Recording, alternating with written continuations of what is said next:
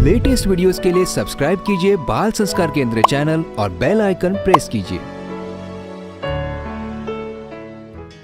कहानी सांवरिया गिरधारी सेठ।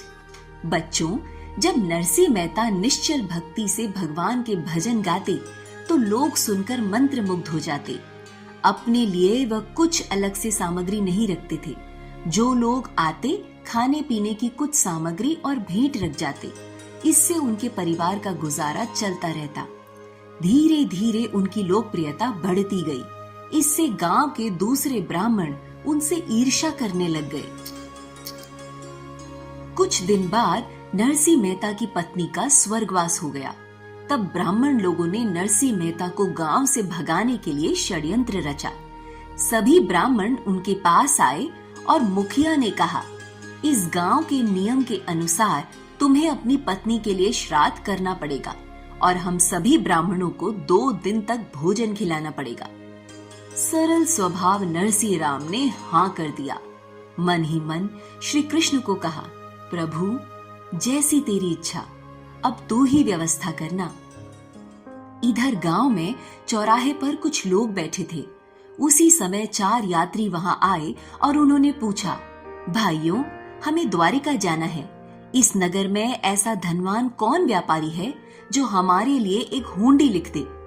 बच्चों, उस समय बैंक नहीं होते थे, तो व्यापारी लोग दूसरे गांव जाते समय मार्ग में लूटपाट और चोरी से बचने के लिए दूसरे व्यापारी को कुछ पैसे देकर कागज में लिखवा लेते थे और दूसरे गांव में उसी के परिचित से वह कागज दिखाकर पैसे ले लेते थे। उसी कागज को हुंडी कहते थे, जिसे आज की भाषा में क्रेडिट नोट कहते हैं। गांव के ईर्ष्यालु लोगों ने सोचा, यह अच्छा मौका है नरसिंह मेहता को नीचा दिखाने का। उन्होंने यात्रियों से कहा, आप नरसिंह मेहता के घर चले जाइए। द्वारिका में उनकी बहुत बड़ी दुकान है, हुंडी वहां स्वीकृत हो जाएगी। बेचारे यात्रियों को विश्वास हो गया और वे मेहता जी के घर पहुंचे। भक्तराज ने उन्हें आसन प्रदान कर उनका सत्कार किया और फिर आगमन का कारण पूछा। यात्रियों ने कहा, नरसिंह राम जी, हम लोग द्वारिका जा रहे हैं। मार्ग विकट है, रुपए साथ में लेकर चलना उचित नहीं है। गांव के लोग कह रहे हैं आपकी वहां बड़ी दुकान है। आप ये रुपये लेकर हमारे लिए द्वारिका की हुंडी लिख दें तो बड़ी कृपा होगी। नरसिंह मेहता समझ गए कि यह गांव वालों का षड्यंत्र है, लेकिन फिर सोचा कि अभी ब्राह्मणों को भोजन कराना है। हो सकता है ईश्वर की इच्छा से यह सुयोग हुआ है। उन्होंने रुपये रख लिए और इस प्रकार हुंडी लिखकर उन्हें दे दी। श्री द्वारिका निवासी प्रियतम सांवरिया गिरधारी सेठ की सेवा में सप्रेम प्रणाम। निवेदन है कि मैंने इन 4 यात्रियों से नगद रुपए लिए हैं, अतः इस हुंडी पत्र धारक को 700 रुपए नगद देने की कृपा करें। जूनागढ़ से आपका नम्र सेवक नरसिंह राम। हुंडी लेकर चारों यात्री वहां से रवाना हो गए। नरसिंह मेहता भगवान से प्रार्थना करने लग गए, हे भक्त वत्सल भगवान, कल से सारी जाति को भोजन कराना पड़ेगा। इसी कारण आप पर ही विश्वास रखकर मैंने हुंडी लिखी है। क्या आप उसे स्वीकार करके मेरी प्रतिष्ठा की रक्षा नहीं करेंगे? नरसिंह मेहता ने उन्हीं रुपयों से सामान खरीदकर सभी ब्राह्मणों को भोजन कराया और दक्षिणा दी। ईर्ष्यालु लोगों ने सोचा, बेचारे यात्रियों के पैसे तो डूब ही गए। जब वो वापस आएंगे तो हम उनके साथ मिलकर इस नरसिंह मेहता को सजा दिलाएंगे।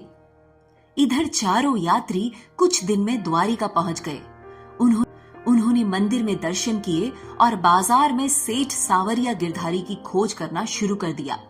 उन्होंने सेठ की खोज में सारा दिन व्यतीत कर दिया। किसी ने उस व्यापारी का पता नहीं बतलाया। उनके मन में शंका हुई, कहीं उस भगत ने हम लोगों के साथ ठगी तो नहीं की। यात्री बड़े निराश हुए। उन्होंने सोचा, अब यहाँ सेठ का पता मिलना कठिन है। जूनागढ़ चलकर रुपया वसूल करना चाहिए। यात्री गोमती में स्नान करने चले गए और इधर भक्त वत्सल भगवान भक्त का कार्य करने के लिए सेठ के रूप में प्रकट हो गए। उनके साथ मुनीम रूप में अक्रूर जी अपने साथ बही खाता और कलम दावत लिए हुए थे। उन्होंने मंदिर के पास ही एक चबूतरे पर अपना आसन जमा दिया। चारों यात्री गोमती स्नान करके जूनागढ़ चलने का विचार करते हुए मंदिर से निकले। इतने में ही उनकी दृष्टि इस नई गद्दी पर पड़ी जहां लिखा हुआ था सांवरिया गिरधारी सेठ की पेड़ी। यात्रियों ने एक दूसरे को प्रसन्नता से देखा और वहां जाकर पूछा कि क्या यह वही सांवरिया गिरधारी सेठ की पेड़ी है जिनके मित्र नरसीराम जूनागढ़ में रहते हैं। सेठ स्वरूप भगवान ने उत्तर दिया, नरसीराम जी मेरे परम स्नेही हैं, मैं तो उनका एक आज्ञाकारी सेवक हूं। यह सुनते ही यात्रियों के सूखे निराश हृदय पर अमृत वर्षा हो गई। उन्होंने तुरंत सेठ जी के हाथ में हुंडी दे दी। सेठ जी ने हुंडी देखकर उसे मुनीम के हाथ में दे दी और 700 रुपए चुका देने की आज्ञा भी दे दी। मुनीम ने पूरे 700 रुपए गिनकर यात्रियों के सम्मुख रख दिए। यात्रियों ने रुपए गिनकर ले लिए और हुंडी पर भरपाई कर दी। इस प्रकार भगवान श्री कृष्ण ने भक्त नरसिंह की हुंडी स्वीकार कर भक्त की प्रतिष्ठा की रक्षा की।